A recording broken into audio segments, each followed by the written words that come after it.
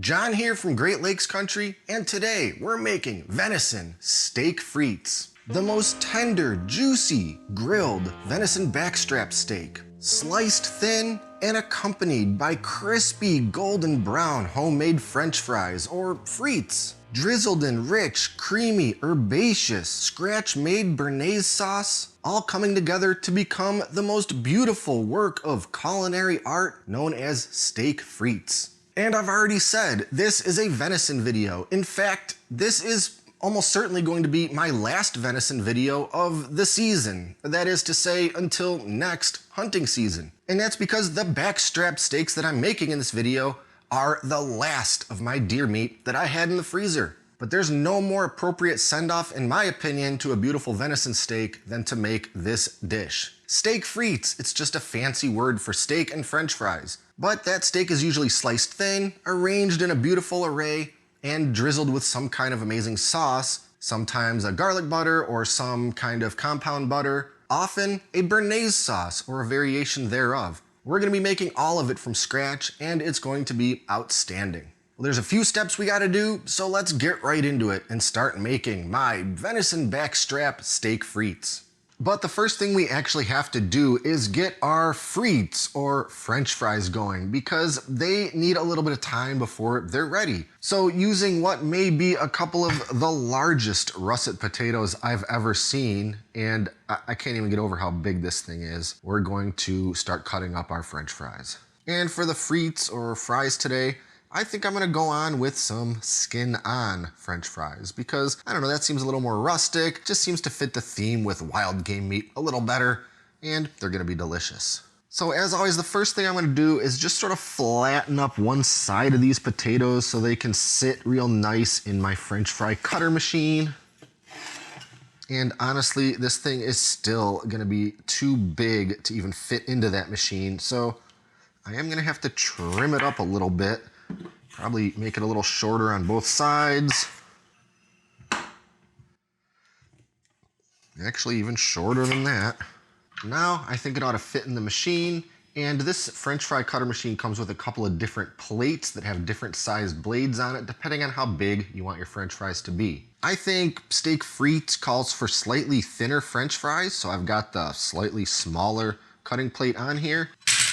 Now it finally fit in there. So we can press out some fries, and that's as simple as cranking this thing through with the handle.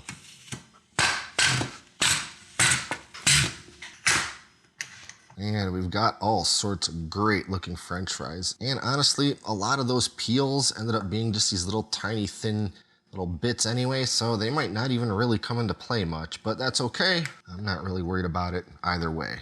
I'll go ahead and do one more potato while we're at it. This one's not quite as big as the first, but still requires a little trimming. And there we are. Now, I'm a big fan of the soak and double fry method, and of course, that means we have to soak them.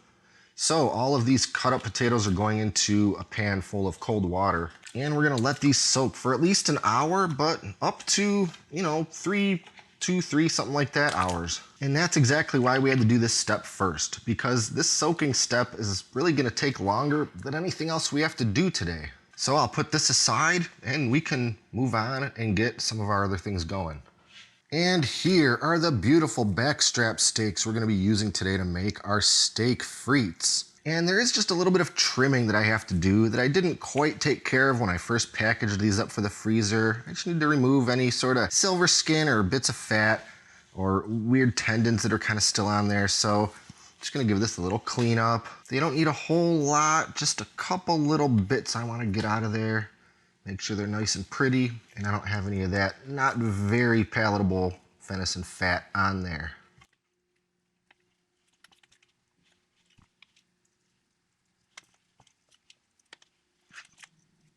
That's looking pretty good to me, and there's really only a couple of things we need to do to get these steaks ready for the grill. Venison is a very lean meat, and it doesn't really have much fat to speak of. And we definitely don't want these things sticking to the grill because of it. So the first thing I like to do is just give them a little bit of a rub down in some olive oil. You don't have to go on too heavy, just make sure there's a nice little coating on all sides. And if nothing else, it's gonna help our seasoning stick to it.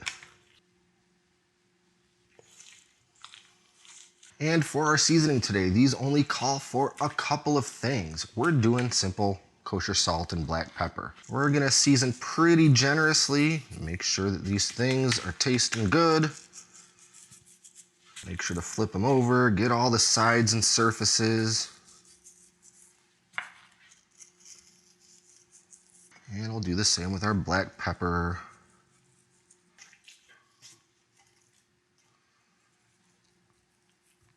Those are looking beautiful to me. So I'm going to let these sit here on this little tray for a little while longer, just to kind of come up to room temperature a little more before we start grilling. And we're gonna be on our way to some beautiful grilled venison steaks. And we need to do a little bit of prep work, primarily for that Bearnaise sauce, starting with a shallot. And by the way, when I'm talking about a shallot, I am talking generally about one of the large bulbs inside of this thing. Usually when you buy shallots, it's comprised of a couple of bulbs within the peel. This particular one, surprisingly enough, appears to just be one solid bulb. And I don't need quite this whole thing. About maybe 2/3 of it is gonna be just the right amount. And once I get it peeled, I'm just going to slice it quite thinly. Nothing too fancy. I just need to cut it into some slices. And that's pretty much it for the shallot.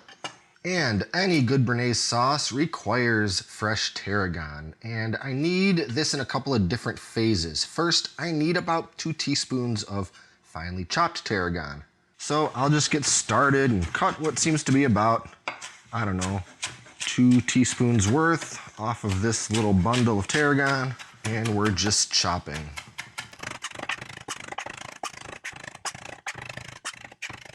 There we go, chopped about as finely as it can get. And in addition to the finely chopped tarragon, we need a couple of whole sprigs of it. And I need to kind of flay some of this out a little bit to identify what I think a good sprig is. That right there, that seems like a sprig. I need 2 of those. So there we go, and this is actually gonna get steeped in our liquids as the main component of that Bearnaise sauce. And finally, we need some garlic. Not actually for the Bearnaise, but for actually making some garlic butter with which we're going to baste those backstrap steaks. And we don't need anything too particular here. I'm just gonna peel about, I don't know, 4 cloves of garlic, give it a real good smash, and that's going into our butter. All right, let's get this Bearnaise sauce knocked out. Into a sort of medium-sized little saucepan here goes a 1/4 cup of white wine vinegar, a 1/4 cup of dry white wine. I'm using Pinot Grigio because that's what I have. All that shallot we sliced up, and those 2 sprigs of tarragon. Now we're gonna bring this all up to a simmer, and we need to just kind of let it simmer a while until that wine and white wine vinegar all reduces to about 1.5 tablespoons. All right, when our shallot and vinegar and wine mixture has appeared to reduce to around 1.5 tablespoons of liquid, we're gonna run it all through a little mesh strainer. And just to make sure we get all that goodness out of there, I'll press all those shallots a bit with the spoon, make sure to squeeze everything through. And that's it. All of that just to get this little bit of infused vinegar. That's gonna be a key component to our Bearnaise sauce. All right, these fries have been soaking for a couple of hours, so it's time to move on and actually make them. And because I don't want to fry sopping wet fries, I am of course going to lay them out on some towels and get them pretty much as dry as I can. And I'm not gonna go too crazy on this, just give them some pats with a couple of towels, get any sort of excess standing moisture off of them. That's looking about good to me. So let's get these French fries into the fryer and we can start our first of 2 fries.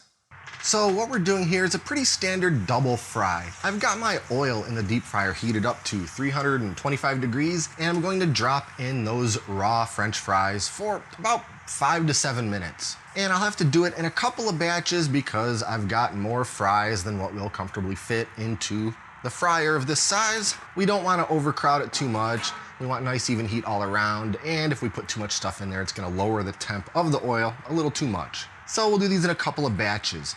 And after both batches have been fried for 5 to 7 minutes at 325, we're gonna crank the heat of the fryer up to 350 degrees, then drop the fries in for a second time for only a couple minutes, basically until they reach the beautiful golden brown color we're after. And as each batch is finished with its second fry, onto a wire rack it goes, and I'll immediately sprinkle with some good kosher salt. Salt them when they're nice and hot, still glistening from that oil, so the salt sticks to them. Now it's finally time to grill those back straps. So I'm laying them on the grill over pretty high flame. I'll sear the first side of each of these for about 2 minutes, then I'm turning them over. From there, I'll flip them about every 90 seconds.